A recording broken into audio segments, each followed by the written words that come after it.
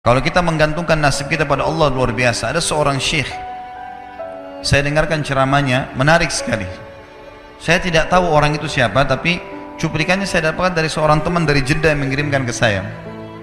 Orang ini cerita, syekh ini menceritakan, cuplikannya ada di HP saya. Dia bilang, saya satu waktu pernah ke Mesir, dan di Mesir ini saya lagi dari satu daerah mau ke Kairo, dari Iskandaria satu kota mau ke Kairo.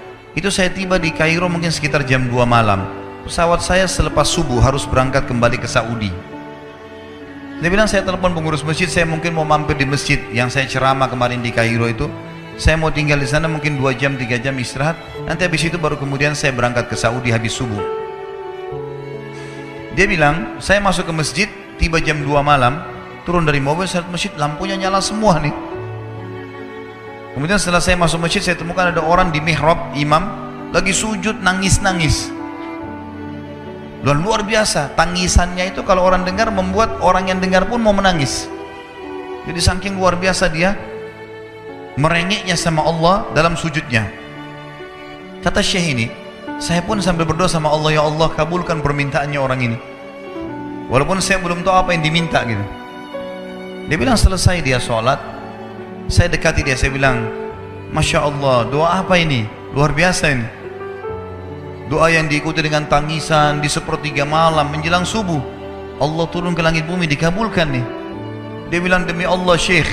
Karena syekh ini orang Arab biasanya panggil, bisa orang pintar, bisa orang kaya, bisa orang tua. Jadi kalau antum dipanggil syekh, jangan bangga dulu ya. Karena banyak maknanya itu ya. Jadi dipanggil syekh, dia tidak tahu, biasa juga di Saudi begitu ya. Kalau ada orang kita tidak kenal dipanggil syekh, syekh sini syekh. Walaupun antum bukan syekh sebenarnya gitu. Ya. Maka dia bilang, demi Allah syekh. Dia tidak tahu kalau ini orang memang ulama gitu. Istri saya sekarang lagi dirawat di rumah sakit dan saya harus bayar 14.500 jenih atau ponnya Mesir. Saya harus bayar rumah sakit. Kalau enggak istri saya enggak bisa dioperasi. Ini sudah parah sekali. Kata syekhnya, jadi gara-gara itu kau sujud sama Allah. Dia bilang, iya, lanjutkan nangis sama Allah. Allah tidak akan menyanyiakan orang yang ikhlas minta padanya. Lanjutkan, nikmati sujudmu, pasti Allah akan berikan jalan keluar. Dia bilang, iya baik. Orang itu dia bilang kembali lagi ke mihrab, nangis lagi, sholat sujud sama Allah, ya Allah. Dan dalam doanya begitu, ya Allah istri saya mau dibayar besok rumah sakitnya, jumlahnya sekian, saya tidak pegang uang 1 jenih pun. Ini 14.500 jenih, banyak sekali. Maka dia bilang, orang ini bilang, baiklah kalau begitu. Syekhnya ini bilang, saya mau tidur dulu, saya istirahat 1 jam, menjelang azan subuh dia bilang, ada marbot masjid datang bangunin saya. Sudah azan, saya sholat qobliyah, sholat sunatul fajr. Waktu iqamah, pengurus masjid tahu kalau dia ini ulama, dipanggil, dia bilang, syekh tolong jadi imam. Dia bilang, saya capek, baru istirahat 1 jam 2 jam malam, biarlah imam. Dia bilang, tidak apa-apa, ayat-ayat pendek aja, baca surah-surah pendek aja. Kata syekh, baiklah. Dia bilang, saya baca surah-surah pendek.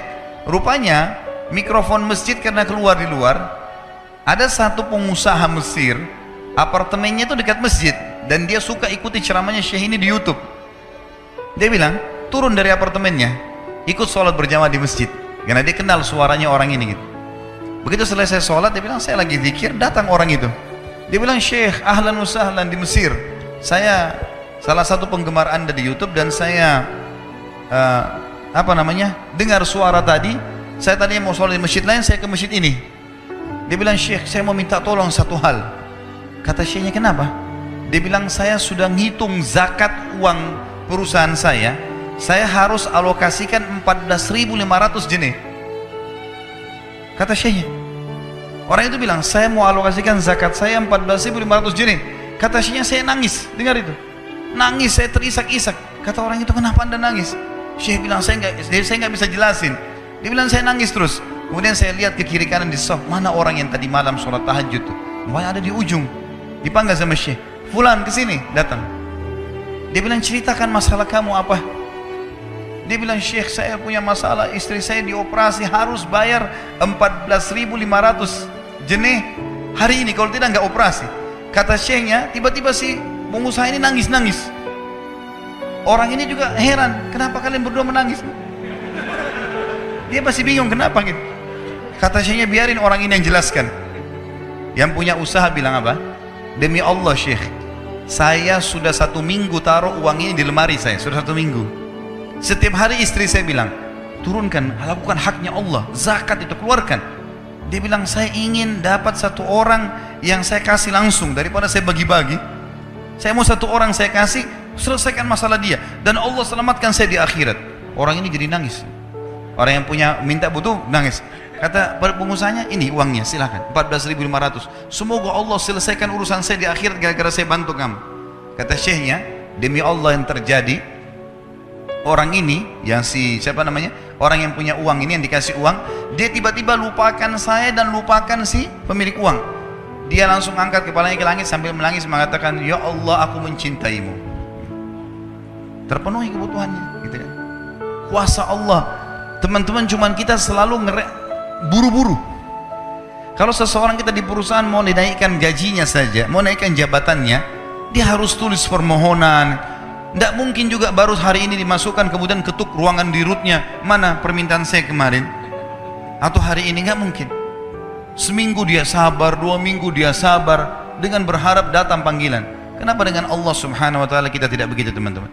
Banyak orang buru-buru, dan kebanyakan orang mau menggantungkan permintaannya kepada Allah hanya pada hal-hal yang kecil, hal yang besar tidak, atau sebaliknya, hal yang besar, hal yang kecil tidak. Kenapa tidak pernah minta sama Allah dikasih motor, dikasih mobil, dikasih rumah? Kenapa hanya minta kalau penyakitnya dihilangkan baru kembali kepada Allah? Itu pun seringkali kita jadikan Allah nomor 30, teman-teman sekalian. Ke dokter ini, ke dokter itu, resep ini, resep. Nanti kalau sudah mentok nggak bisa sembuh baru sholat tahajud. Hah? Salah. Islam mengajarkan kita apa? Sebelum makan berdoa, sebelum tidur berdoa, sebelum aktivitas berdoa, sebelum ke dokter doa dulu supaya Allah jadikan kesembuhan. Karena dokter resepnya cuma semoga lekas sembuh, tidak ada pasti sembuh. Makanya teman-teman sekalian, kembali kepada Allah adalah jalan yang paling luar biasa gitu. Coba merengek kepada Allah SWT, Allah pasti tidak akan pernah memungkiri janji-janjinya.